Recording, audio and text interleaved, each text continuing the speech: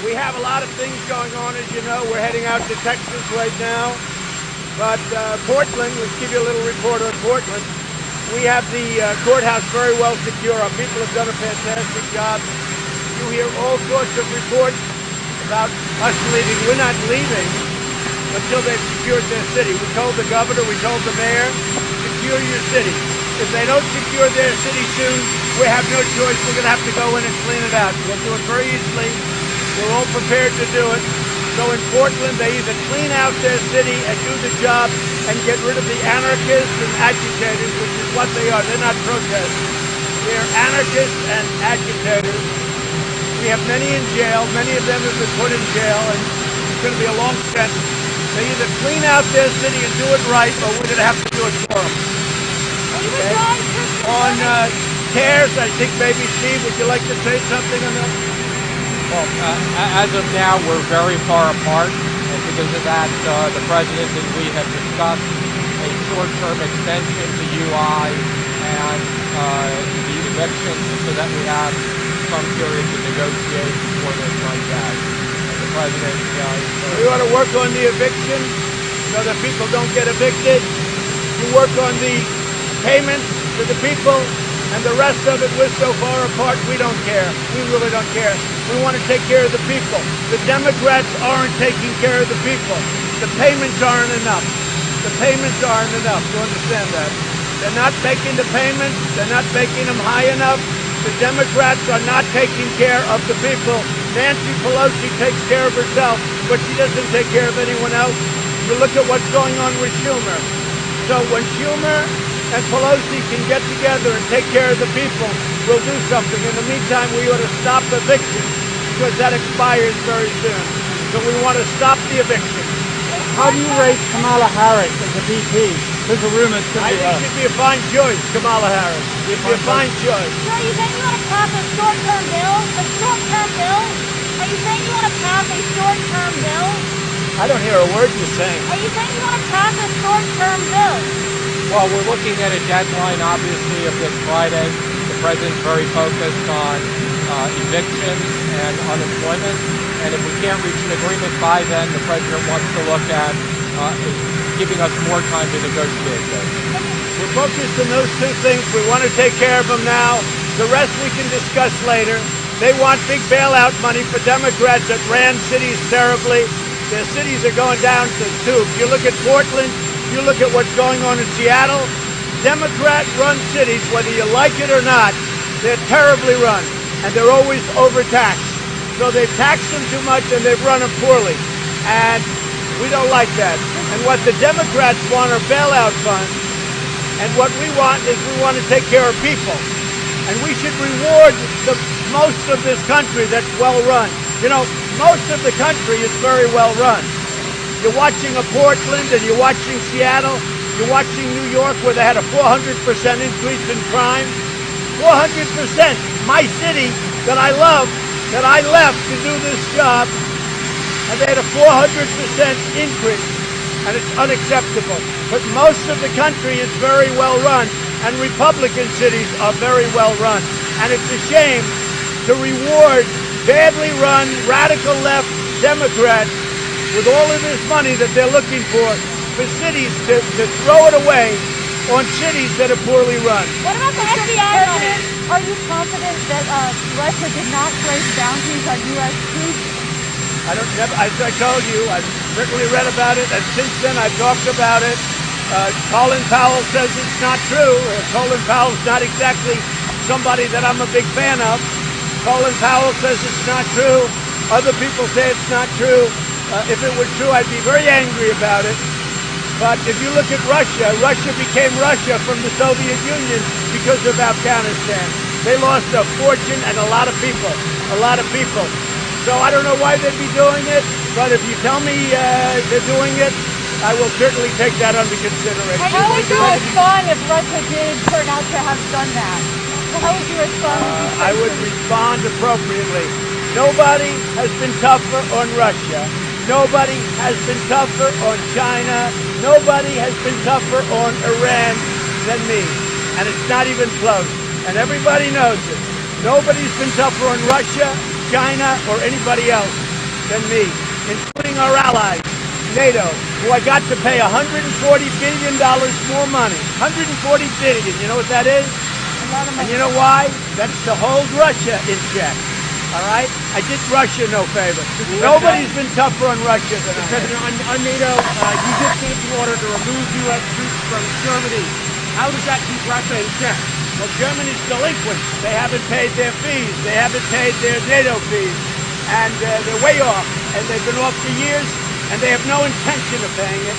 And the United States has been taken advantage of on trade and on military and on everything else for many years, and I'm here, and I've been straightening it out. But Germany owes billions and billions of dollars to NATO. And why would we keep all of those troops there? And now Germany's saying it's bad for their economy. Well, it's good for our economy. Germany is delinquent. They're at 1%. They should be at 2%.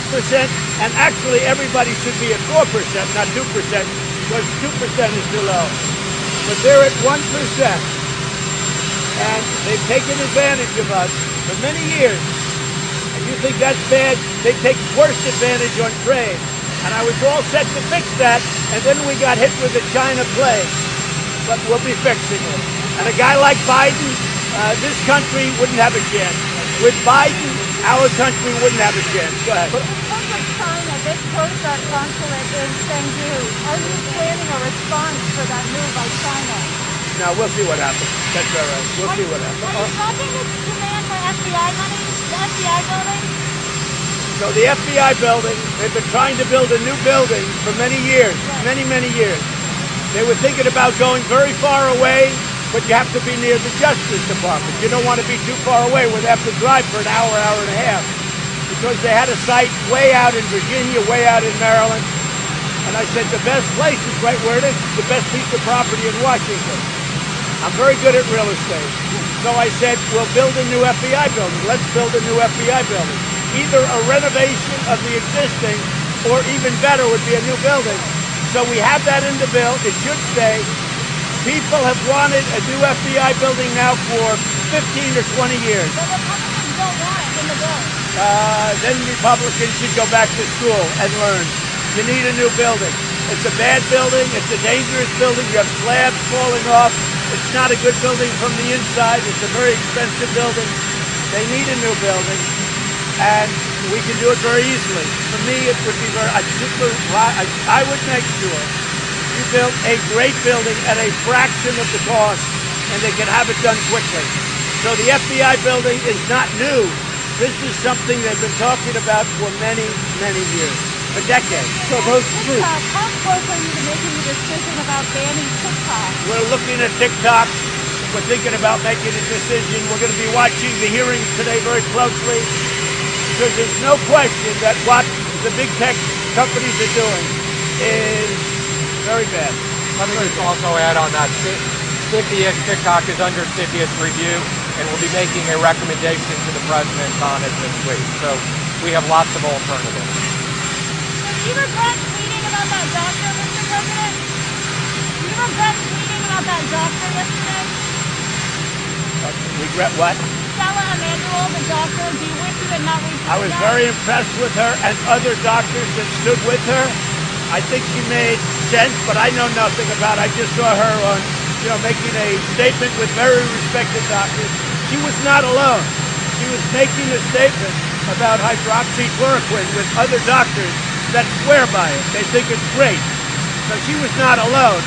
Fake news CNN made it like, oh, I said this, I said that. She was with a whole group of people. And you ought to tell your network, the reason their ratings is so bad is because the coverage is so false. If CNN would be honest, and that goes for MSDNC also, but your network is so dishonest in its coverage on just about everything. And there's an example. I was very impressed by her. Know nothing about her. I had never seen her before, but certainly you could put her up and let her have a voice. So what they did is they took down their voice. Now, they seem to never take down the other side. They only take down conservative voices. It's a shame. And with hydroxy, all I want to do is save lives. I don't care if it's hydroxy or anything else. All I want to do is save lives. If we can save lives, that's great. Now, one thing, We're doing very well on vaccines and very well on therapeutics. So that's very important. But I happen to be a believer in hydroxy. I used it. I had no problem. I happen to be a believer. Many, many people agree with me. A great test just came out from the Ford Clinic in Michigan, very respected. We'll see how it is. Have you decided how you're going to give your convention acceptance speech yet? Well, I'm thinking about it, but we're picking a location fairly soon. We'll let you know. It won't be here at the White House, it'll be somewhere in the... It might be. It's something we're thinking about. So back to Germany.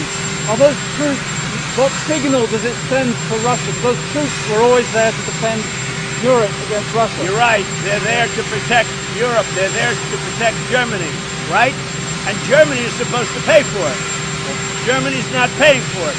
So why should we leave them if they're not? We don't want to be the suckers anymore. The United States has been taken advantage of for 25 years, both on trade and on the military. We're protecting Germany. So we're reducing the force because they're not paying their bills. It's very simple. They're delinquent. Very simple. And there are other NATO countries also. Right now you have 8 out of the 28 countries that are paid up. I got them to pay $130 billion a year more, going up to 400. Most of them will be up to date. Wasn't easy, but most of them will be up to date. The one that won't be up to date is Germany. And we spend a lot of money on Germany. They take advantage of us on trade, and they take advantage on the military. So we're reducing the force. Now, if they start paying their bills, I could rethink about it. I would think about it differently. Did you talk to Russia about a coronavirus vaccine? We talked to Putin about a lot of different things, mostly arms control. We're working on the vaccine. I think we'll have one. Oxford's doing very well. Pfizer's doing very well. We have a lot of good options here today. They said Russia is trying to steal information about a vaccine from researchers. Did you talk to them about that? You're going to have to talk that. I can hear everybody but Can you. you come right here? You can hear everybody but Can you. you come right here? On arms control, making progress, are there going to be formal negotiations? Yeah, there already are. We're in formal negotiations with Russia on arms control. What about bringing China in? On nuclear arms control. What about bringing China in? We'll talk about that later. We're going to work this first and we'll see. China right now is a much lesser nuclear power, you understand that, than Russia. Right now, we are the great nuclear power. We've upgraded our nuclear tremendously since. We have the most power. Russia is second and China is third. China is surging. They'll be there at some point. And yeah, we would want to talk to China eventually. Yes. Why not as part of a trilateral negotiation? Does China not want to be involved? We thought that we would do it first.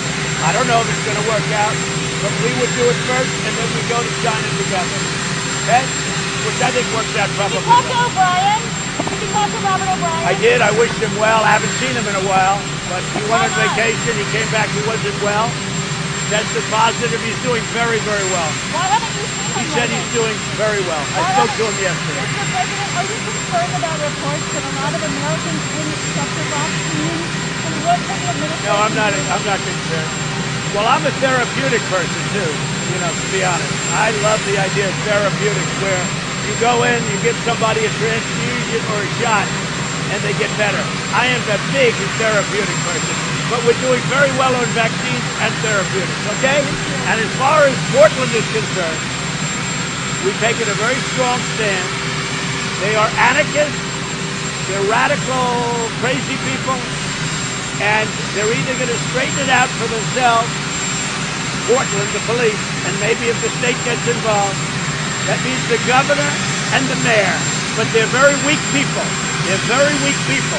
These radicals, these anarchists are controlling the governor and the mayor.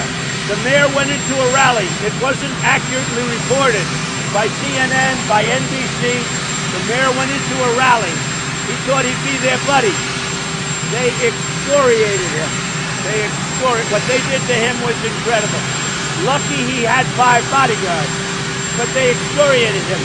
NBC, I didn't see CNN because I don't watch CNN. NBC absolutely covered it like he was their big buddy. No, he was in great danger of dying. He would have been dead if he didn't have his bodyguards. These are bad people. These are anarchists. They're agitators. And either they do something or we're going to do it. In the meantime, our purpose there is only to protect our federal buildings, which we're doing with no problem. I mean, they're nasty and they're vicious people, but our people are very powerful people, very powerful. And either they're going to clean up Portland soon, or the federal government is going up, and we're going to do it for them. So either they clean out Portland, the governor and the mayor, who are weak, either they clean out Portland, or we're going in to do it for them. Okay, thank you very much. Thank you.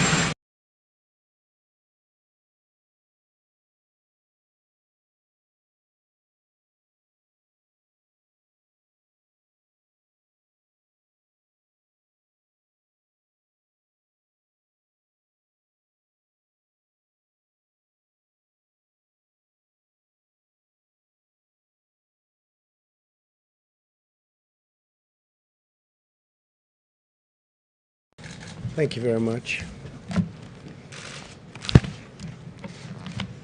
Today, my administration has taken a momentous step toward achieving American pharmaceutical independence. Very, very big step. A focus of our campaign to bring America's critical supply chains and medical manufacturing back to the USA. We've been working on this for a long time. This is a core of our strategy to protect our people from the horrible China virus. It should have never happened, should have never been here. They should have stopped it.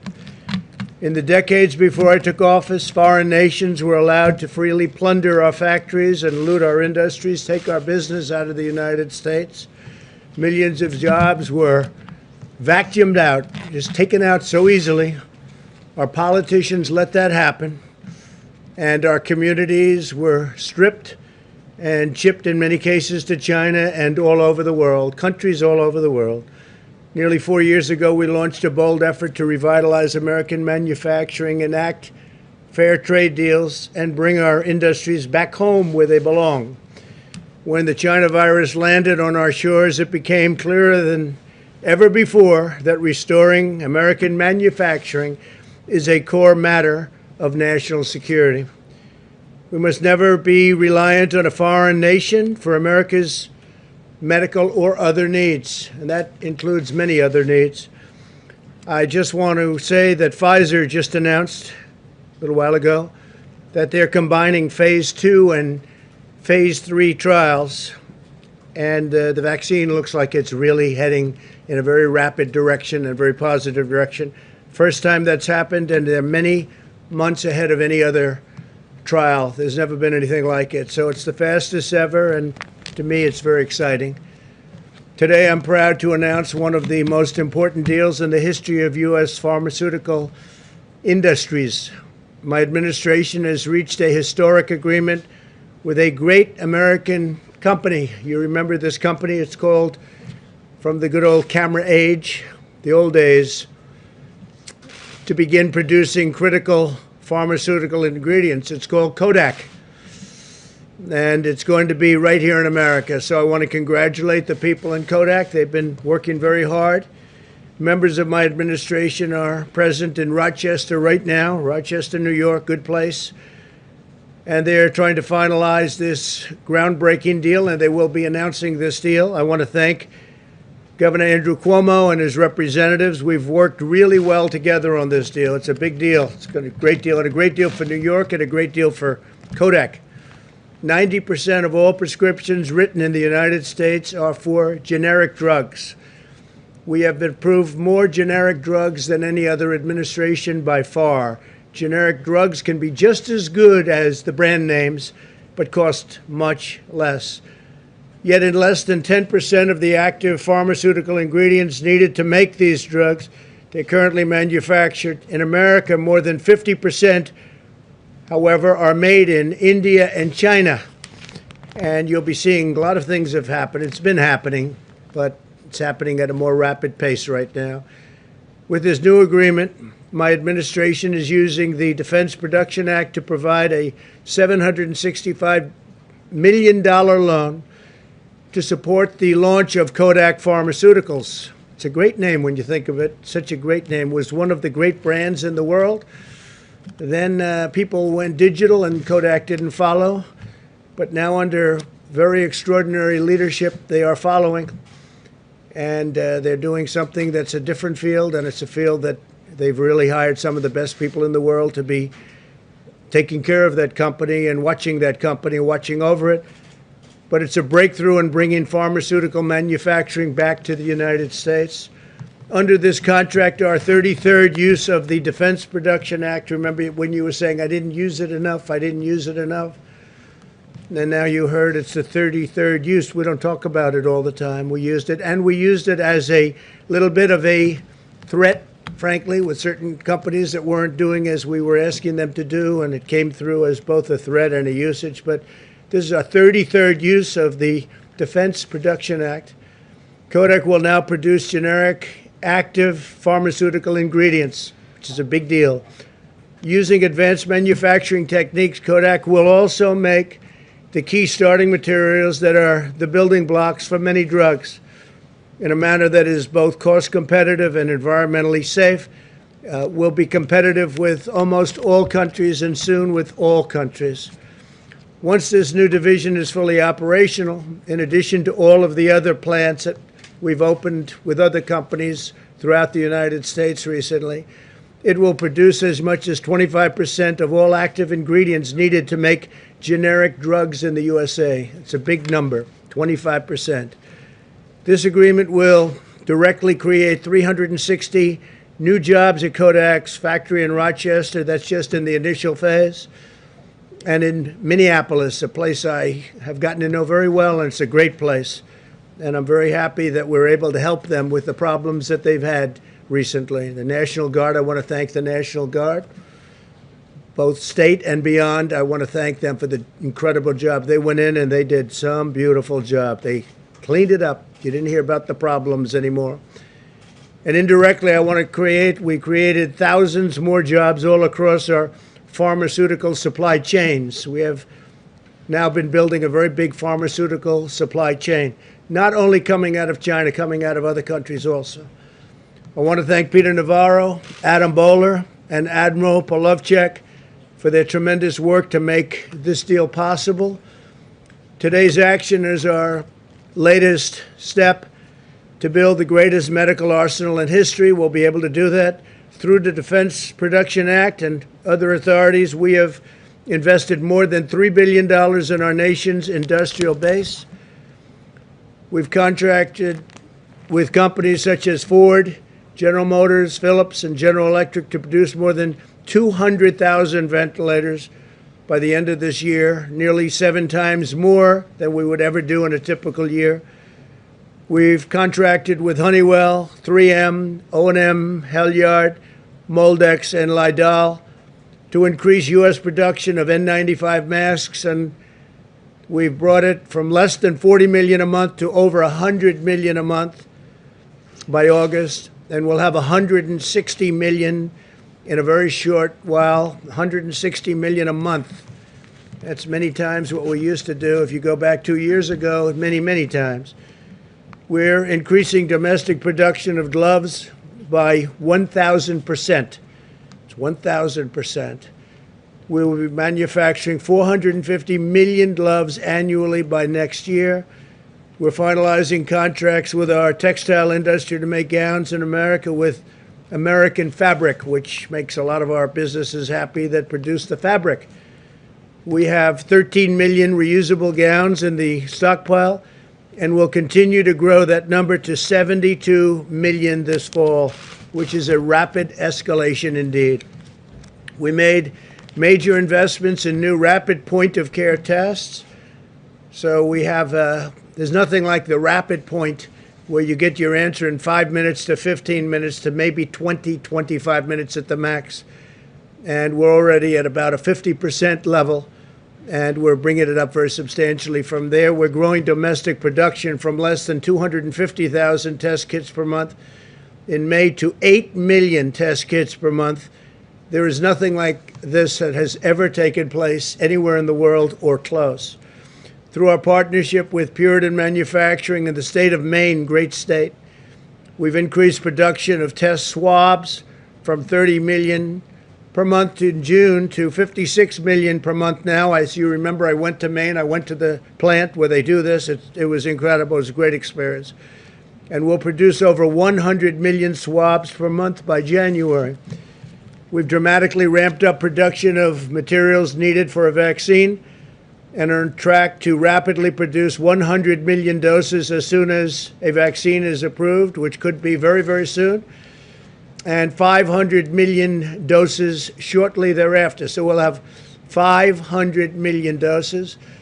And logistically, we're using our military, our great military, a group of people, their whole life is based around logistics and bringing things to and from locations. And they'll be able to take care of this locationally and bringing it where it has to go very, very quickly. They're all mobilized. It's been fully set up. A very, very talented general is in charge, and when we have that vaccine, it will be discharged and taken care of. It'll be a very, very rapid process all over the country, and perhaps we'll be supplying a lot of the vaccine to other parts of the world like we do with ventilators and other things that we all of a sudden have become very good at making. When the China virus struck our nation, we mobilized the entire government and the private sector to acquire, source, and deliver life-saving supplies. HHS, FEMA, and the private sector combined have coordinated the delivery of more than 196 million N95 respirators, 815 million surgical masks, 20 million gloves, 34 million face shields, and 354 million gowns. That's a lot of gowns. Last week, FEMA completed a second shipment of personal protective equipment to over 15,000 nursing homes in the United States. Our big focus has been on nursing homes and senior citizens. As you know, that's where we want to take care. We have to take care of the most vulnerable, especially if they have a medical difficulty, a medical problem, in particular heart or diabetes, which provided a total of 1.2 million pairs of protective eyewear, 14 million masks, 66 million pairs of gloves, and 13 million gowns. We have replenished the long-neglected national stockpile. In January, the stockpile had 17.9 million N95 masks. Today, the stockpile has over 50 million N95 masks, and we'll be doubling that in a very short period of time, and then doubling that number. We've shipped more than 14,000 ventilators to areas of need across the country, and we've more than 75,000 available to deploy.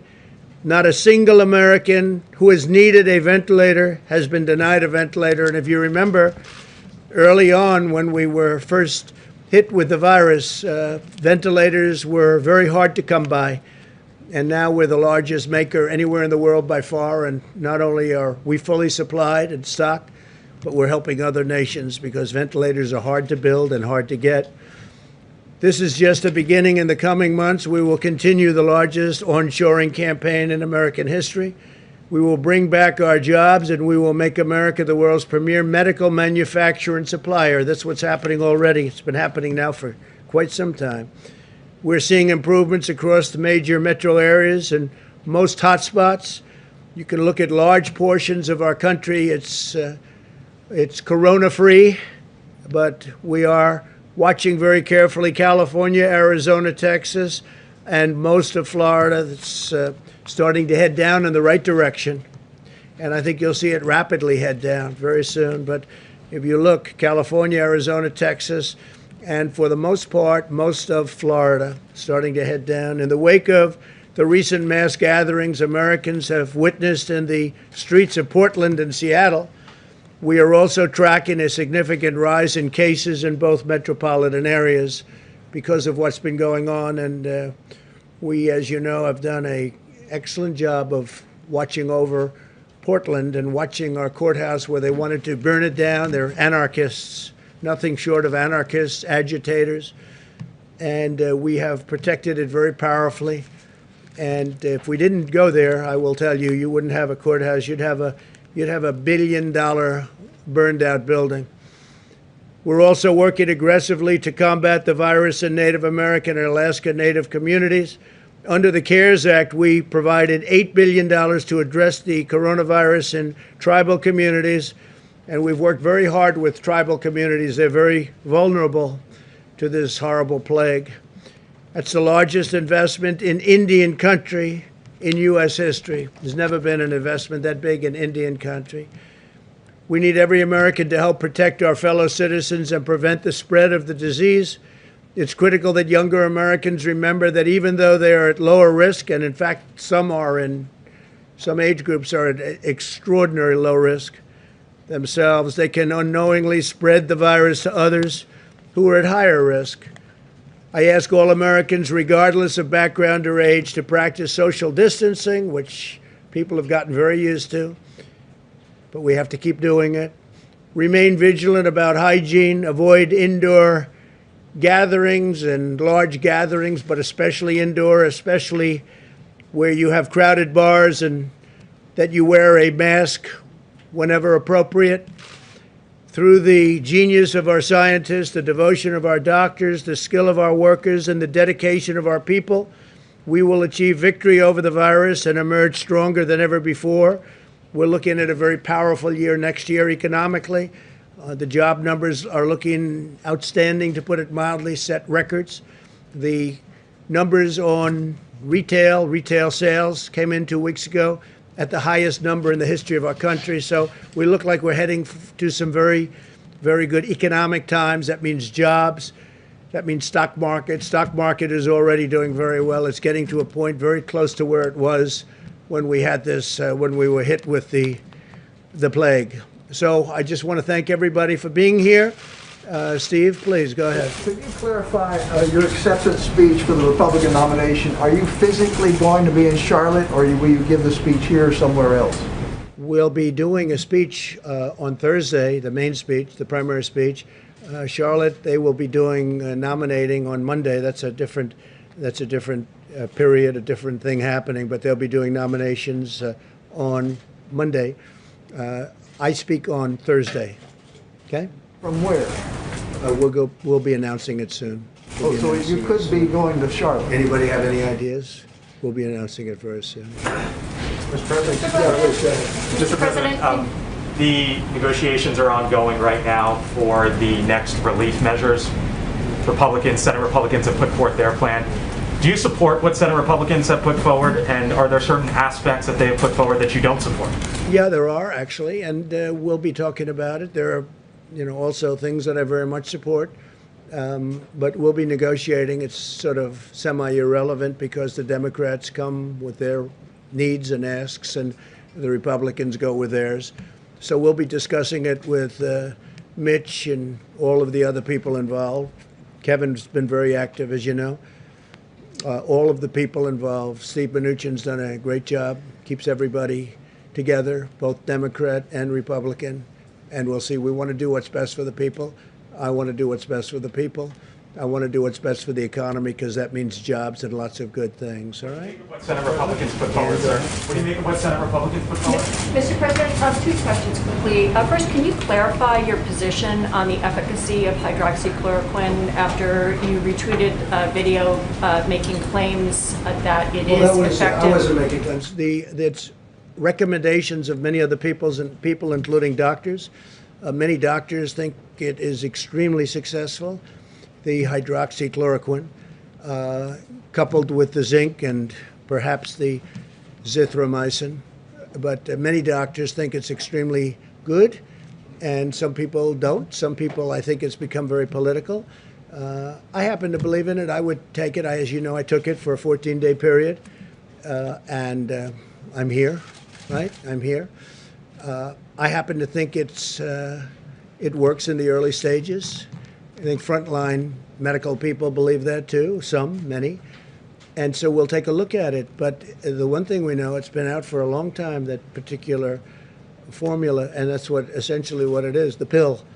And it's been for malaria, lupus, and other things. It's safe. It doesn't cause problems. I had no problem. I had absolutely no problem. Felt no different. Didn't feel good, bad, or indifferent. And I tested, as you know. It didn't. It didn't get me, and it's not going to hopefully hurt anybody. So we know from that standpoint, because it's been so many years, from a safety standpoint, it's safe. I happen to think, based on what I've read a lot about hydroxy. I happen to think that it has an impact, especially at the early years. There were some very good tests at Ford, and the doctor from Yale came up with a very, very strong testament to it. There was a group of doctors yesterday, a large group, that were put on the internet, and for some reason the internet wanted to take them down and took them off. I guess Twitter took them off, and I think Facebook took them off. I don't know why. I think they're very respected doctors. There was a woman who was spectacular in her statements about it, that she's had tremendous success with it. And they took her voice off. I don't know why they took her off, but they took her off. Maybe they had a good reason, maybe they didn't. I don't know. I can only say that from my standpoint, and based on a lot of reading and a lot of knowledge about it, I think it could have a very positive impact in the early stages. And I don't think you lose anything by doing it, other than politically, it doesn't seem to be too popular. You know why? Because I recommend it. When I recommend something, they like to say, don't use it. John, please. On that note, Mr. President, last night in tweets that were deleted by Twitter, you said that Dr. Fauci misled the country about hydroxychloroquine. How so? No, not at all. I don't even know what his stance is on it. I was just, he was at the task force meeting a little while ago. I have a very good relationship with Dr. Fauci. It's sort of interesting. We've listened to Dr. Fauci. I haven't always agreed with him, and that's, I think, pretty standard. That's okay. He did not want us to ban put up the ban to China when China was heavily infected very badly, Wuhan. He didn't want to do that, and I did, and other things. And he told me I was right, and he told me I saved tens of thousands of lives, which was generous. But it's, I think it's fact. Then I did the ban on Europe. But I get along with him very well, and I agree with a lot of what he said. So, it's interesting. He's got a very good approval rating, and I like that. It's good. Because remember, he's working for this administration. He's working with us, John. We could have gotten other people. We could have gotten somebody else. It didn't have to be Dr. Fauci. He's working with our administration. And for the most part, we've done pretty much what he and others, Dr. Birx and others who are terrific, recommended. And he's got this high approval rating. So why don't I have a high approval rating with respect, and the administration, with respect to the virus? We should have a very high, because what we've done in terms of, we're just reading off about the masks and the gowns and the ventilators and numbers that nobody's seen, and the testing at 55 million tests. We tested more than anybody in the world. I have a graph that I'd love to show you. Perhaps you've seen it, where we're up here and the rest of the world is down at a level that's just a tiny fraction of what we've done in terms of testing. So it sort of is curious. A man works for us, with us very closely, Dr. Fauci and Dr. Birx, also highly thought of. And yet they're highly thought of, but nobody likes me. It can only be my personality, that's all. Go ahead. Could I just ask you also, DHS announced today that it is going to undertake a thorough review of the DACA program to decide whether to continue it, and if not, how to disband it. You had mentioned after the Supreme Court ruling about DACA that you were thinking about a path to citizenship for DACA recipients. Are you still thinking We're going to work with a lot of people on DACA, and we're also working on an immigration bill, a merit-based system, which is what I've wanted for a long time. That decision was an interesting decision because it gave the president, as a president, more power than many people thought the president had. So the president is now, which happens to be me, in a position where I can do an immigration bill and a health care bill and some other bills, and you've seen some of them come along. We're going to do tremendous, we just signed it 3 days ago, we're doing tremendous prescription drug price reductions, tremendous. It could be over 50%. Whether it's favored nations clauses or anything else. I mean, it's tremendous numbers we're talking about. You go to some countries and they'll sell like a pill for 10 cents, and in the United States it costs $2.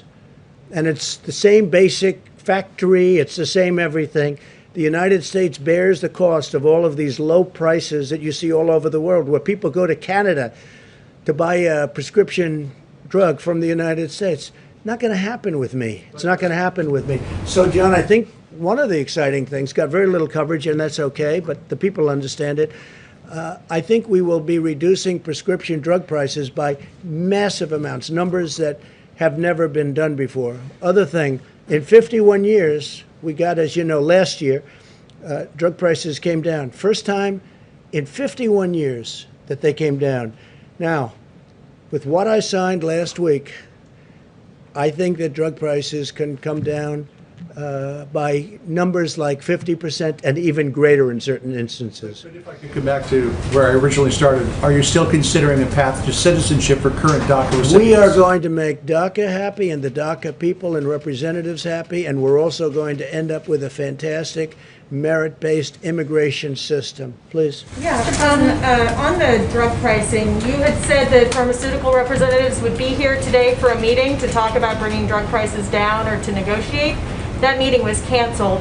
Why? I didn't know a meeting was canceled. Oh, a meeting with the drug... You said there would be a meeting today with drug companies. Well, I said there would be a meeting, a meeting sometime this week. Yeah, they want to meet. I mean, I don't know that it was canceled. They want to meet. I thought the meeting was actually scheduled for tomorrow. We will see, I guess. I thought the meeting was scheduled tomorrow. Sorry about the dates, but you know, Yeah, I see how upset you are by it. On the Go ahead, FBI please, Bloomberg. headquarters, sir, on the FBI Bloomberg, Mr. headquarters. Bloomberg. You look like Mr. Bloomberg. Go ahead. Thank you, Mr. President. I Would think you you look support much a better, temporary extension of supplemental unemployment aid if the deal that they're hashing out in Congress isn't completed by the end of this week? We'll do something. We're going to take care of the people. Yeah, it's a good question. We're going to take care of the people.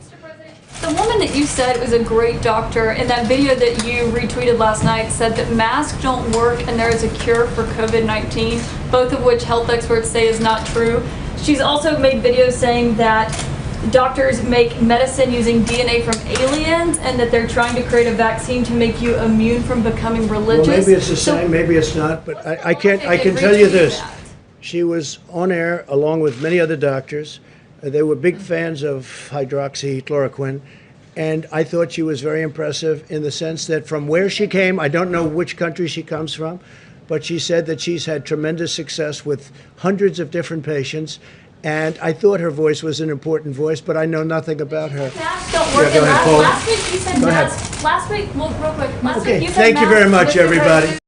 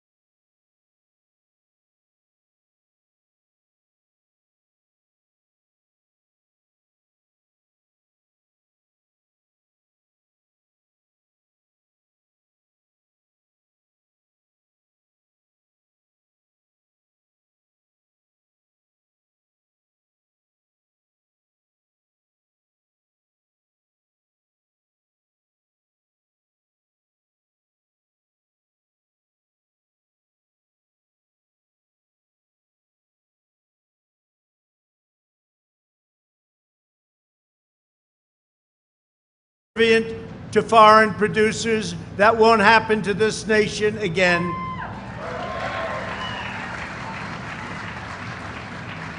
Took a long time to be independent, and as long as I'm your president, we will never let anyone put American energy out of business, which is what they'd like to do. We will never again be reliant on hostile foreign suppliers.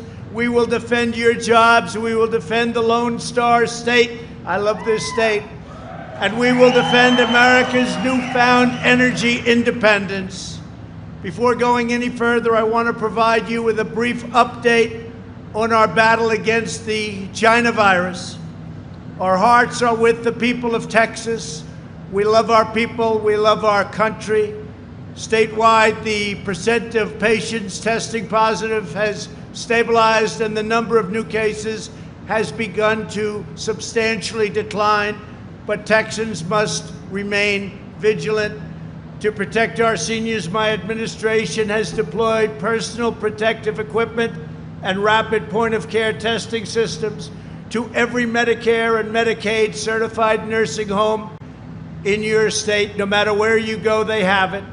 This week, Texas hospitals are receiving 500 cases of antiviral treatment, remdesivir. It's been very, very successful, enough to treat 3,200 patients. Under my administration's Operation Warp Speed, we're developing vaccines in record time.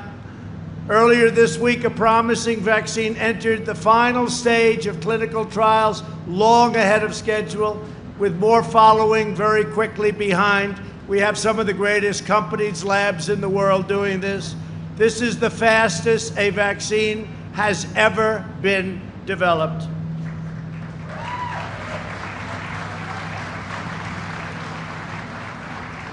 Together we will end the plague from China. We will defeat the virus. I want to thank everyone at Double Eagle Energy for hosting us today, including co-founders, two great, young, smart people, Cody Campbell and John Sellers. Thank you, Cody. Thank you, John. Thank you, fellas. Good job. Thanks also to Interior Secretary David Bernhardt. David, thank you. Energy Secretary Dan Broilette. Texas has really kept him very busy. Where's Dan? You've been kept very busy, very busy. A great senator and a great friend of mine, Senator Ted Cruz. Ted, thank you. He's out there fighting for you, I want to tell you. Thank you, Ted. Representatives, and these are friends of mine and they're warriors, Jody Arrington and Mike Conaway. Thank you, fellas. Thank you. Thank you. Great job. A very, very special man and a very special talent, and Governor Greg Abbott. Thank you. Thank you, Greg. Great job you're doing. And he's working hard, and you're doing a fantastic job. Our people are working together, and you're getting everything you need. So, good. Thank you for doing such a good job. And thank also Dan Patrick, your Lieutenant Governor, my friend. Thank you very much, Dan. Great help. It's a great team. No better team in the country. Thank you. Midland County Judge Terry Johnson. Thank you, Terry. Thank you. Your former governor, a great man, a friend of mine, Secretary of Energy Rick Perry. Nobody did a better job than my Rick. Thank you, Rick. And we have so many other distinguished guests and local leaders, and we just want to thank you all for being here. Thank you all very much. Great honor. Thank you very much for being here.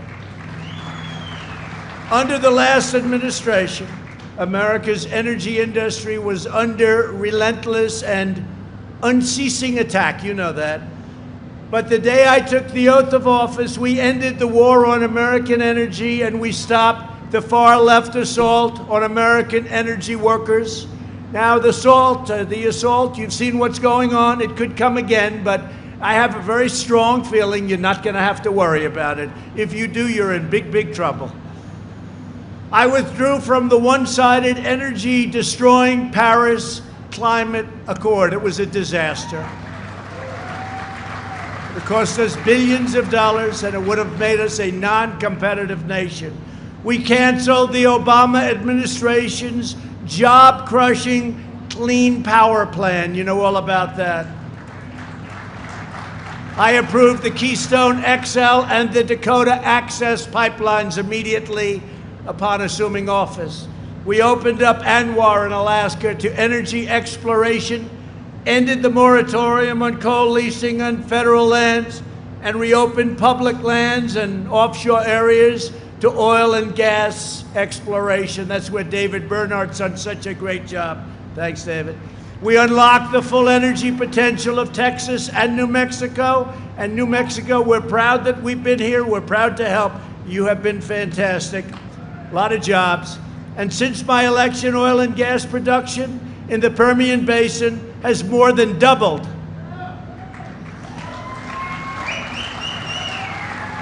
Under the Trump administration, the United States has increased oil production by 3.1 million barrels per day. That's some number. Never been anything like that number. For the first time in nearly 70 years, we have become a net energy exporter. And the United States is now the #1 producer of oil and natural gas on the face of the earth. To ensure we maintain this dominant position long into the future, we will never lose this position.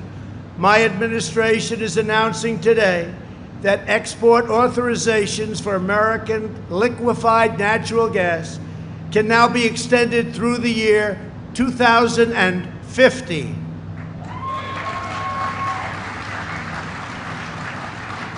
Mr. Governor, is that long enough? Okay, 2050, that seems like a long time.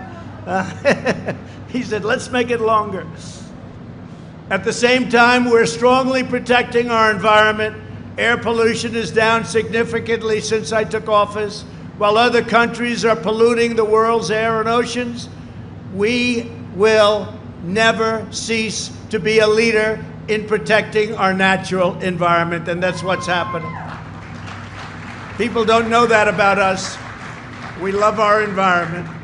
Under my administration, the United States will continue to have among the cleanest air and cleanest water anywhere on earth, and that's what we have.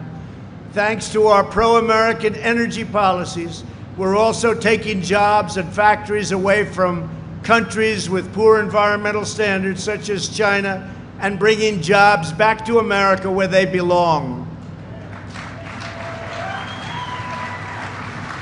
Before the invisible enemy struck our shores, we created 800,000 new energy jobs, a third of them in Texas. That was just the new jobs. Add on to that millions of other jobs. After the China virus struck, we implemented historic economic relief. When oil crashed, I got Saudi Arabia, Russia, and others to cut nearly 10 million barrels a day and got OPEC Plus and Mexico to agree to the deal, and hence we're okay now. We're back. And I will tell you, and I can tell you that I spoke with Dan and Greg, and I spoke with Senator Ted Cruz. I spoke with a lot of people, and we were very close to losing a very powerful, great industry. And we did a job. We did a great job all together, working together. A job like I think nobody could have done. And now we're back, and now we're just going to keep expanding. It's going to see, you will see it's happening, but we really did. We did a great job. And I want to thank, frankly, Saudi Arabia. I want to thank Russia. I want to thank Mexico. And I want to thank OPEC, as they call it, plus. It's called OPEC plus. That's OPEC plus a lot of other countries. But they all came together, and they did a job on the industry. And we appreciate everybody's help. This action stabilized world oil prices that had been in a free fall and saved millions of energy jobs. And frankly, it saved your industry. 4 months ago, people were very, very concerned about that industry. And now it's just going to be a question of how fast will you put people on. Through the Paycheck Protection Program, we provided over $1 billion in emergency aid to keep Texas energy workers on the payroll. We kept them all on the payroll.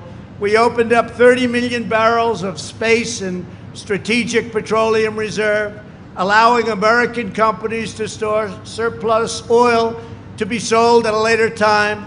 And we filled up our 75 million barrels in the strategic reserve. And Dan, you've done a fantastic job on that. Thank you very much. I only wish he bought it when the oil was selling for $0 and they paid you $37 in addition. You get a barrel plus 37. I said, Dan, why didn't you make that deal? I would have loved that. But you did well. Thank you very much. Today, I'm taking another bold action to support energy jobs in Texas.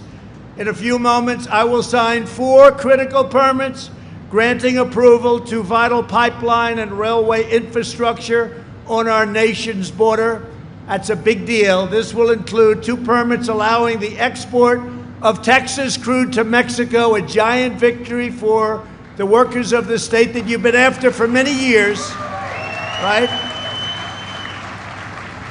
You've been after that one for many years. I said, what do I know about it? If you want to do it, it's okay with me, and we're doing it. So that's been a long time in the making.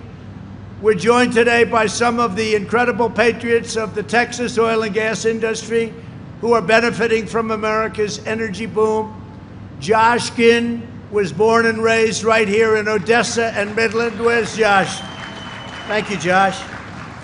After spending a few years away at school, Josh came back home to West Texas. Josh's dad worked on the oil rigs. Josh worked on the oil rigs, and he hopes his 3 children will work one day doing the same kind of incredible work and looking for the wonderful opportunities in American energy. Josh, thank you very much. Congratulate your family. You're going to have a great future. Thank you. Appreciate it. Brian Welch spent 5 years in the Army, supporting our victory in the Gulf War. Then he became, hello, Brian. Thank you, Brian. Then he became an energy worker. Did you make the right move, Brian? I think so, right? Better believe it. With over 25 years of experience, Brian is senior pumper with Double Eagle Energy. Do they treat you well? They better. I'm going to come back and see those 2 guys. Just like thousands of other veterans who work in this industry, Brian has made America safer with his service, and now he's helping keep us secure by maintaining American energy independence, which we have. Thank you very much, Brian. Great job. To Brian and every veteran who works in the American energy sector, we salute your noble service, and we thank you very much. We thank you very much, everybody. Thank you. While my administration is fighting for workers like you, the radical left, have you ever heard of the radical left, Brian? You don't want to hear about them. You don't want to know about them. Is fighting to abolish American energy, destroy the oil and gas industries, and wipe out your jobs. Washington Democrats have embraced Representative Ocasio-Cortez's nearly $100 trillion Green New Deal disaster. I've added the 4th word. It's a disaster, which would ban oil and gas leasing on all federal lands. And by the way, there'd be no fracking. So let me ask you, Mr. Governor, how do you think that works in Texas? No fracking, no drilling, no oil. Is that okay? Good. I don't think Biden's going to do too well in Texas. He's already written it off. It's gone. No fracking. That's part of his platform. If these far-left politicians ever get into power, they will demolish not only your industry, but the entire U.S. economy. Their stated agenda includes rejoining the Paris Climate Accord, spending billions and billions of dollars in order to make us non-competitive, and seeking an even higher level of restrictions mandating net zero carbon emissions, which frankly is impossible, for all new homes, offices, and buildings by 2030, not possible to do. And if you ever did it, it would cost so much that your home would be valueless. This would cause the cost of construction to skyrocket and effectively end the use of natural gas in homes, because it would be an impossible situation. They're asking for things, just so you understand, that are impossible. I don't know, I haven't checked recently. What have they done with cows? Remember, there were going to be no more cows and no more cattle. I think they might have left that one off the manifesto, but it'll be back. Their platform calls for mandating zero carbon emissions from power plants by 2035. In other words, no drilling, no fracking, no coal, no shale, no gas, no oil. Otherwise, they've been very good to the industry, I think. You got to be careful, you know. People don't take it seriously. If they got in, you will have no more energy coming out of the great state of Texas, out of New Mexico, out of anywhere. Oklahoma, North Dakota, name them. Pennsylvania. Pennsylvania does a lot. People don't realize that a lot. It would throw Pennsylvania, Ohio, so many other places. You don't realize how big it is. They want to have no fracking, no nothing. The policies required to implement this extreme agenda would mean the death of American prosperity and the end of the American middle class. It would mean, I think, even worse than that. It would destroy our country. I used to say would become another Venezuela. Same ideology, you would become another Venezuela. Venezuela used to be one of the richest in the world per capita, and period, one of the richest in the world, among the largest oil reserves. Now they don't have water, they don't have medicine, they don't have food. They got a lot of oil, it doesn't matter. Doesn't seem to matter. They don't have anything. And that can happen to us. All you have to do is look at Portland. Look at the agitators. Look at the anarchists in Portland. And our people have done a great job in protecting our courthouse. And I told my people a little while ago, if they don't solve that problem locally very soon, we're going to send in the National Guard and get it solved very quickly, just like we did in Minneapolis and just like we will do in other places.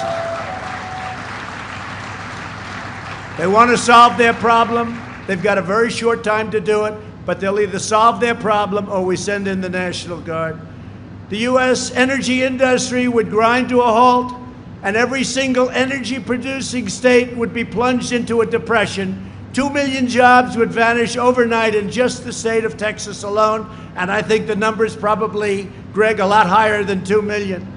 Millions more would disappear in New Mexico and Ohio and Colorado and Pennsylvania. By imposing these punishing restrictions and beyond restrictions, the Washington radical left, crazy Democrats would also send countless American jobs, factories, industries to China and to other foreign polluting states. They want us to take care of our air, but China doesn't take care of its air. In all fairness, India doesn't take care of its air. Russia doesn't take care of its air, but we do. Not on my watch, it's not going to happen, I can tell you that. Because as long as I'm president, we will always put America first. It's very simple, very simple. For years and years, we put other countries first. We now put America first. As we have seen in cities and towns across our nation, it's not just Texas oil that the radical Democrats want to destroy. They want to destroy our country. These people are sick. They are sick. And you better get used to hearing it, because they have some real problems. They don't love our country. In any way, shape, or form, they don't love our country. There's no respect for the American way of life. There is no way of life ever in history that's been like the great American way of life. There's no respect, but there is by you, and there is by 95% of our people. Our people love our country, and our people love our anthem, and they love our flag. Remember that. The radical left wants to tear down everything in its way, and in its place they want power for themselves. They want power. Hard to believe, power. They want to uproot and demolish every American value. They want to wipe away every trace of religion from national life. They want to indoctrinate our children, defund our police, abolish the suburbs, incite riots, and leave every city at the mercy of the radical left. That's not going to happen. That's not going to happen. And by the way, I just ended the rule on suburbs. You know, the suburbs, people fight all of their lives to get into the suburbs and have a beautiful home. There will be no more low-income housing forced into the suburbs. I abandoned and took away and just rescinded the rule. It's been going on for years. I've seen conflict for years. It's been hell for suburbia. We rescinded the rule 3 days ago, so enjoy your life, ladies and gentlemen. Enjoy your life. The proud people of Texas will never bow, kneel, or surrender to the left-wing mob. You will always stand tall and strong for America. Everyone here today carries the legacy of some of the toughest, fiercest, and most determined people ever to walk the face of the earth. Your ancestors, you know that. You know that. Generations of Texas oil workers before you gave every last bit of sweat and heart and grit that they had to build up this country. They loved our country. They loved our country so much they couldn't breathe. Their pride and devotion helped raise up America's cities, power our factories, propel our industries, sustain our families, supply our military, and fuel America's rise into the strongest, wealthiest, and greatest nation the world has ever known. We are now at the strongest point militarily we've ever been due to I'll tell you, Ted, where is Ted? He was a big leader in this. Stand up again, Ted. Ted Cruz, John Cornyn, and our Senate and our House approved $2.5 trillion to rebuild entirely the United States military. It's now at a point that it's the strongest it's ever been. A lot of the equipment is still coming in, brand new planes and missiles and everything you can think of. And I want to thank you, Ted. You were one of the real leaders, and John, too, the two of you. I appreciate it very much. You were well represented. We have the greatest equipment on earth. We have equipment that I can't even tell you about. You don't want to know about it, frankly, and hopefully we never have to use it. Now it's your turn to help lead our nation to even greater heights. Today we give thanks for each and every one of you, and we are telling the Washington politicians trying to abolish American energy, don't mess with Texas.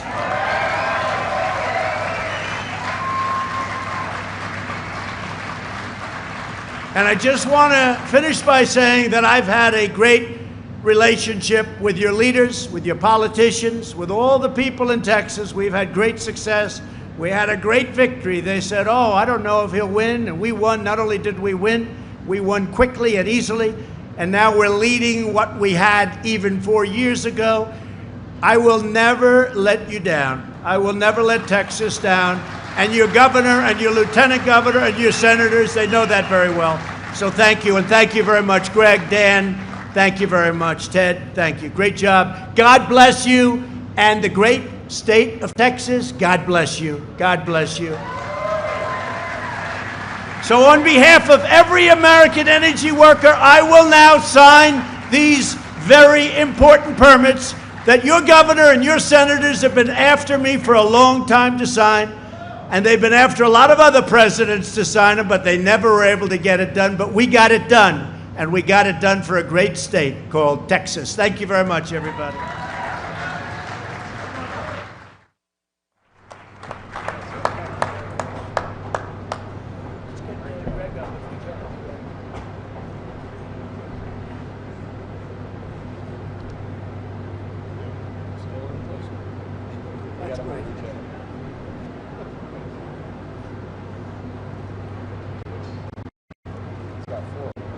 Trying to get this for a long time. Absolutely. Where's Greg? Greg, you're out back there.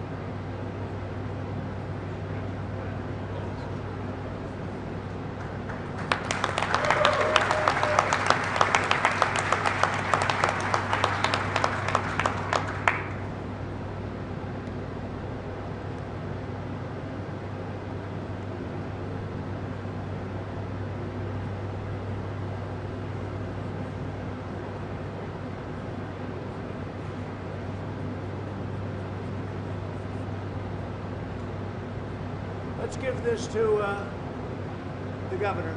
Okay? You want to give that? Give that to the governor. So you go.